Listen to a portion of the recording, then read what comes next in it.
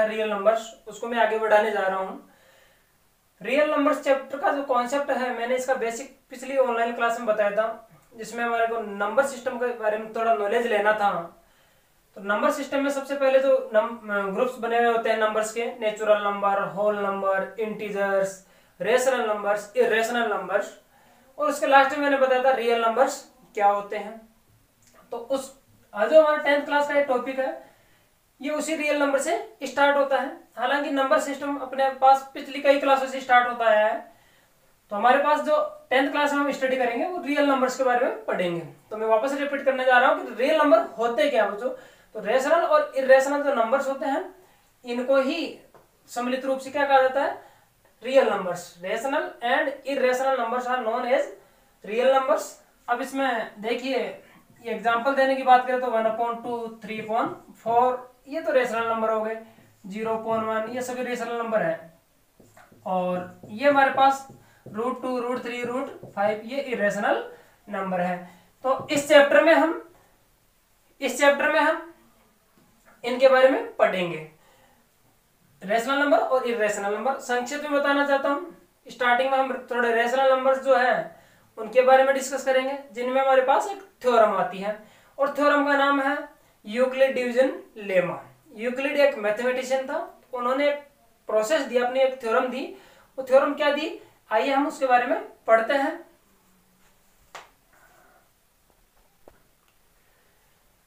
तो यूक्लिड ने जो अपनी थ्योरम दी थी तो वो इस प्रकार से है, विभाजन से संबंधित थी, इसलिए इसको नाम दिया गया Euclid's division lemma. Lemma word आप शायद पहली बार सुन रहे होंगे, या हो सकता है आपका इससे पहले भी इंट्रोडक्शन हुआ हो। लेमा का मतलब होता है प्रमेयिका, एक होता थ्योरम, प्रमेय। तो थ्योरम क्या होता है, theorem is a proven statement, एक प्रूव किया हुआ स्टेटमेंट होता है, और लेमा प्रमेय का इसका फेमिनाइन रूप है। और इसमें एक प्रोसेस के तहत ये बात कही जाती है। तो इस यूक्लिड डिवीजन लेमा का जो स्टेटमेंट था वो ये है, क्वेश्चन पूछा जा सकता है what is division lemma, what is division lemma, एक बोर्ड एग्जाम से क्वेश्चन पूछा भी गया था। तो उसमें आपको क्या होता है, if A and B are two positive integers, इस बात को आप ध्यान से समझना कि दो पॉजिटिव इंटीजर दिए हुए होने पर, अब मैंने इंटीजर्स के बारे में बताया था, इंटीजर कौन से होते हैं, तुरंत माइंड में लाओ इंटीजर 0, 1, 2, 3, 4, -1, -2, -3, ठीक है। इंटीजर्स वाला ग्रुप आपके माइंड में होना चाहिए। अब उनमें से आपको केवल पॉजिटिव इंटीजर लेने। अब पॉजिटिव इंटीजर बताओ, माइनस वाले तो लेने का सवाल ही नहीं है, क्योंकि थ्योरम का एरिया पॉजिटिव इंटीजर्स। तो पॉजिटिव इंटीजर कहां से स्टार्ट होंगे, 1, 2, 3। ध्यान रहे 0 पॉजिटिव इंटीजर नहीं है, ना तो नेगेटिव है ना पॉजिटिव है। तो पॉजिटिव इंटीजर्स की बात आती है तो आपको तुरंत माइंड में 1, 2, 3, 4, 5, 6, 7 ये नंबर्स आपके माइंड में आ जाने चाहिए। तो दो नंबर ए और बी, कोई भी हो सकते हैं, ए और बी मान लिया गया है, इनको दिए हुए होने पर देयर एग्जिस्ट यूनिक इंटीजर्स, उन दोनों में कुछ अद्वितीय पूर्णांक होते हैं जिनका उसमें अस्तित्व होता है, यानी कि वो आपको उसमें मिलेंगे, और उनको हम मानते हैं क्यू और आर। उन ए और बी में जिन दो यूनिक इंटीजर्स का एग्जिस्टेंस होगा उनको हम क्यू और आर मानेंगे, और ये चारों मिलकर के सेटिस्फाइंग इस वाली इक्वेशन को सेटिस्फाई करेंगे, a = b³ + r। तो आप इसको बेटा याद रखना है। एक तरीके से अपन कह सकते हैं कि यूक्लिड डिवीजन लेमा का एक फॉर्मूला हो गया है कि a और b दी हुई होती है क्वेश्चन में, और q और r इसमें एग्जिस्टेंस होता है, और इसका फॉलो करते हैं, इसको सेटिस्फाई करते हैं। Where r is less than b and greater than और इक्वल टू 0, r की वैल्यू बेटा b से छोटी होगी, b क्या है, दूसरी वाली जो नंबर है स्मॉलर नंबर, और 0 या 0 से बड़ी होगी, ठीक है। 0 के इक्वल भी हो सकता है और छोटा भी हो सकता है। ध्यान रहे a और b की वैल्यू 0 नहीं होगी, q और r की वैल्यू आपके पास में 0 आ सकती है, क्योंकि q और r पॉजिटिव इंटीजर नहीं कहा जा रहा है, a और b पॉजिटिव इंटीजर है, ठीक है। अब भी समझ में नहीं आया तो एक बार देख लीजिए, ये प्रोसेस अपन पिछले क्लासों में करते हैं कि जब डिवीजन का प्रोसेस करते हैं, डिवीजन का, तो डिविडेंड को यहाँ लिखा जाता है और डिवाइजर यहाँ होता है, ये दो ही होती है। क्वेश्चन आपने पढ़ा होगा divide A number by another number. तो दो नंबर दिए हुए होते थे, उसको डिवाइड करते थे, और डिवाइड करने पर हमारे पास क्या आता था, क्वोशिएंट और रिमाइंडर, ये निकल करके आती थी सामने। अच्छा, फिर आपने वेरीफाई भी किया होगा कि आंसर को वेरीफाई करो, तब क्या करते थे अपन अपन वेरीफाई करने के लिए ये करते थे, dividend is equal to dividend is equal to quotient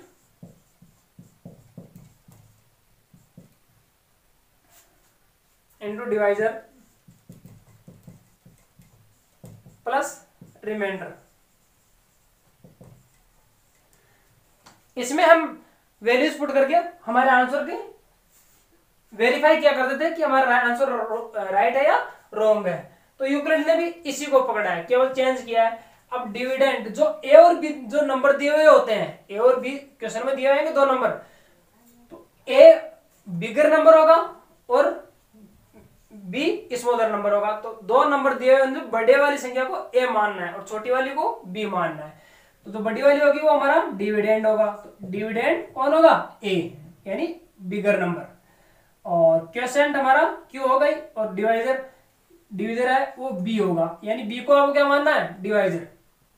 तो बी इंटू क्यू, तो ये आ जाएगा बी क्यू प्लस रिमाइंडर हमारा आर है। तो इस प्रकार से ये फॉर्मूला शॉर्ट फॉर्म में सिंबॉलिक नोटेशन के रूप में रिप्रेजेंट किया गया है। अपन इसको अगर वर्ड्स में लिखते थे तो इतना बड़ा लिखना पड़ता था, अब ये सिंबॉलिक नोटेशन के रूप में हमारे पास शॉर्ट में आ गया है।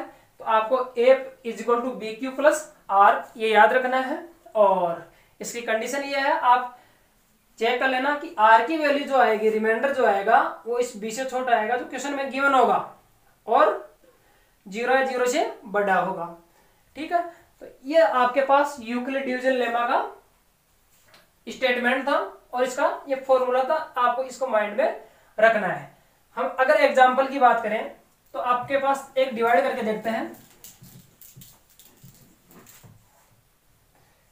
ये डिवाइड किया हमने, मान लीजिए 100 को डिवाइड कर रहे हैं 19 से, ठीक है। तो 19 से इसको डिवाइड करेंगे तो 19 5 जा 95 और 5 रिमाइंडर बच गया। तो हमारे पास ये तो बड़ा ए है, कौन है, ए, और ये बी, ये गिवन होता है क्वेश्चन में। बड़ी वाली को ए मानना है, छोटी वाली को बी मानना है, और ये डिवाइड करने पर निकल करके आएंगे। तो हम लिख सकते हैं A is equal to B Q plus R. इसको सेटिस्फाई करते हैं नहीं करते देखते हैं। 100 is equal to 19 multiply 5 plus 5। तो इस प्रोसेस में रिप्रेजेंट करके ही हम यूक्लिड डिवीजन लेमा का उपयोग करेंगे। तो 100 को इस रूप में रिप्रेजेंट कर सकते हैं, जहां पर ये 100 और 19 दो पॉजिटिव इंटीजर दिए हुए थे, और दो पॉजिटिव इंटीजर जो दो इंटीजर है क्यू और आर, ये हमारे पास इनमें ही एग्जिस्ट रखते हैं, ये क्यू और आर। ठीक है, इस प्रकार से होता है। ये हमारी यूक्लिड डिवीजन लेमा का स्टेटमेंट था। अब इस पर आधारित क्वेश्चन कैसे आते हैं, इन पर चर्चा करते हैं। ये हमारे सिलेबस में क्यों डाली गई है, ये हमारे किस काम में आएगी जिंदगी में आगे आने वाले, हम क्यों पढ़ना चाहते हैं इसके लिए, कहाँ काम में आती है इसके, ठीक है ना। तो इसके बारे में अपन पढ़ेंगे।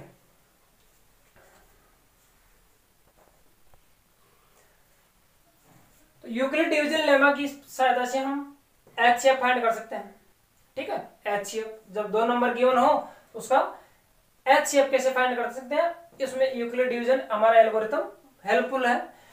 अब आपके एक कंफ्यूजन क्रिएट हो रहा होगा कि अभी अभी अपने लेमा पढ़ा था, यहाँ पर एल्गोरिथम क्यों आ गया।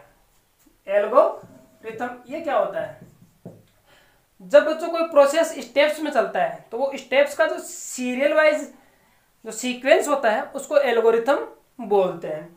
तो ये एचसीएफ फाइंड करने में भी हमारे कुछ स्टेप्स का फॉलो करके आगे बढ़ना होता है, इसीलिए इसको एल्गोरिथम नाम दिया गया है। जबकि वो पहले वाला स्टेटमेंट था, प्रूव किया हुआ स्टेटमेंट था, इसलिए उसको लेमा कहा गया था। लेकिन जब कोई भी चीज process step by step solve होती है तो उसको हम एल्गोरिथम बोलते हैं। तो कंफ्यूज नहीं होना, Euclid's division algorithm, Euclid's division lemma, ये दोनों लगभग सेम ही है, थोड़ा बहुत डिफरेंस है जो मैंने आपको क्लियर कर दिया है। तो आता है क्वेश्चनों में, क्वेश्चन ये है पूरा question, using Euclid division algorithm find the HCF of 81 and 37। आपको दो नंबर्स गिवन है, इनमें बड़ी वाली नंबर कौन है, ये वाली। तो ये a इज इक्वल टू 237 एपन और b इज इक्वल टू 81। ठीक है, स्टेटमेंट याद कर लो, ए और बी इनको कंपेयर करना है, बड़ी वाली को ए, छोटी वाली को बी। ठीक है, अब भाई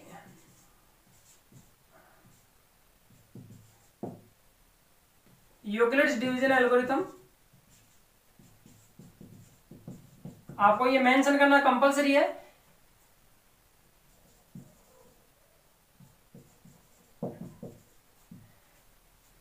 ए is equal to B Q plus R और आर की वैल्यू हमारे पास 0 से बड़ी या इक्वल हो सकती है और बी से छोटी होगी।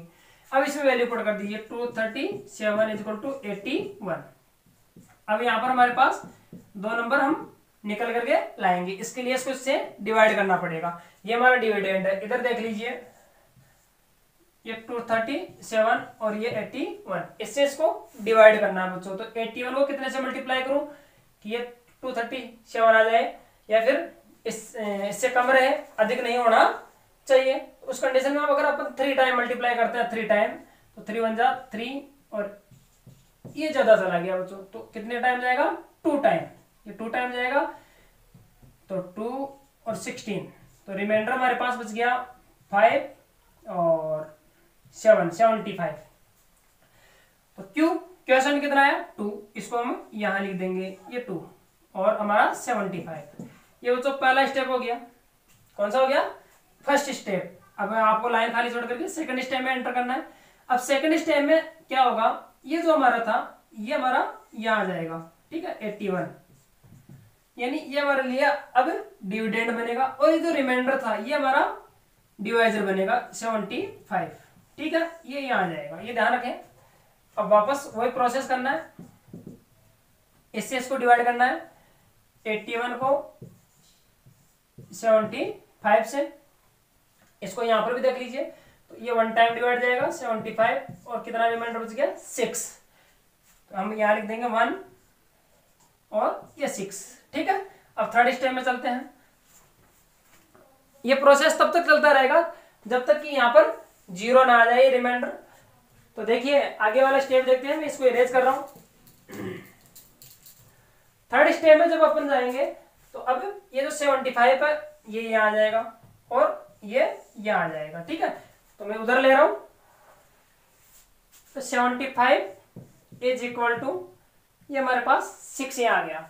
अब इसको 6 से डिवाइड करना बच्चों। ठीक है, तो कितने टाइम डिवाइड जाएगा ये देख लीजिए आप। 75 को 6 से डिवाइड करेंगे, यहां देखिए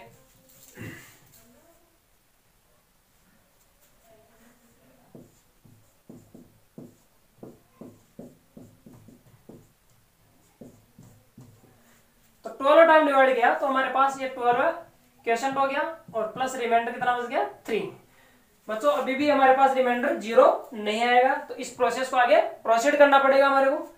नेक्स्ट स्टेप में चलते हैं, तो हमारे पास अब की बार क्या जो हमारा न्यू डिविडेंड है वो कौन बन जाएगा 6 और डिवाइडर बन जाएगा 3। ये यहाँ आ जाएगा और ये यहाँ आ जाएगा। ये एरोज के साइन में आपको समझाने के लिए लगा रहा हूं, आपको नोटबुक में नहीं लगाना है। मल्टीप्लाई 3 से इसको डिवाइड करो, 3 से डिवाइड करने पर कितना टाइम आएगा 2 टाइम। अब की बार हमारे पास रिमाइंडर 0 आ गया है। अगर फिर भी समझ में नहीं आया तो इधर देख लीजिए, 3 से इसको डिवाइड किया 2 टाइम 6 और ये 0, तो ये आ गया है। तो लास्ट स्टेप में हमारे पास ये 0 आ गया है। अब इसके बाद में आपको आगे कोई स्टेप आगे नहीं बढ़ना है, तो इसका एचसीएफ हमारे पास ये वाला हो जाएगा। ये जो लास्ट स्टेप में है हमारे पास जो डिवाइजर है वही हमारा एचसीएफ होगा। तो लिखेंगे कैसे इसको,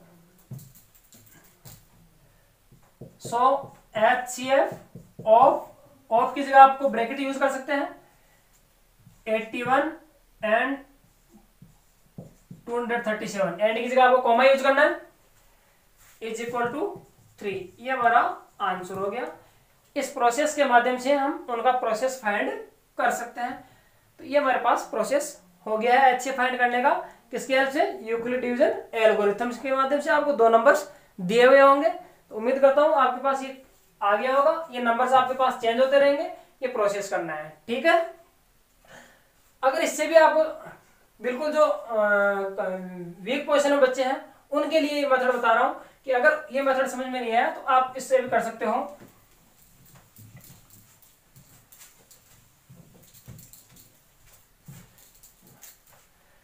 आपको डिवाइड करना है 237 को 81 से, तो 2 टाइम गया 162, रिमाइंडर कितना बच गया 75।